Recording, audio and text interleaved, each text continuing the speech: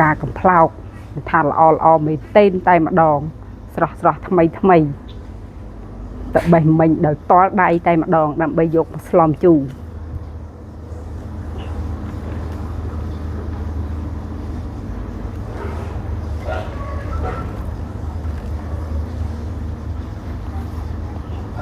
តែផ្កាកំផ្លោកអត់មានក្លិនក្អូបផ្កាផ្សេងមានក្លិន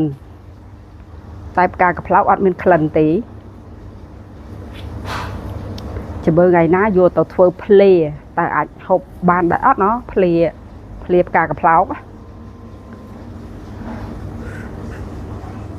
និយាយពីទូងវាវែងអស់តោះត្មងម៉ែណែ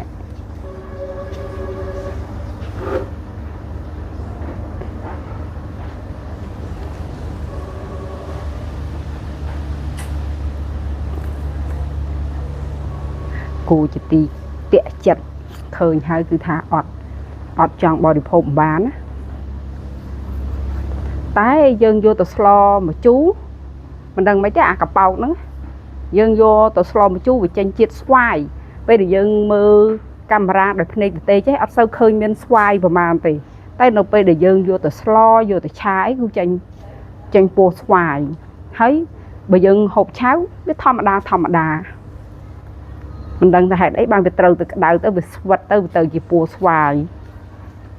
មើលស្អែកទិញនំបញ្ចុកយកមកបរិភោគជាមួយនឹងផ្កាកំផ្លោកម្ដងមើលតើវាមានរសជាតិយ៉ាងណាដែរខាន់ហូបយូរនិយាយទៅពិបាករកទិញពុកម៉ែបងប្អូនដោយសារតែផ្កាកំផ្លោកនោះវារីកហើយវាឆាប់រោយឃើញតែល្អអញ្ចេះទេស្អែកឡើង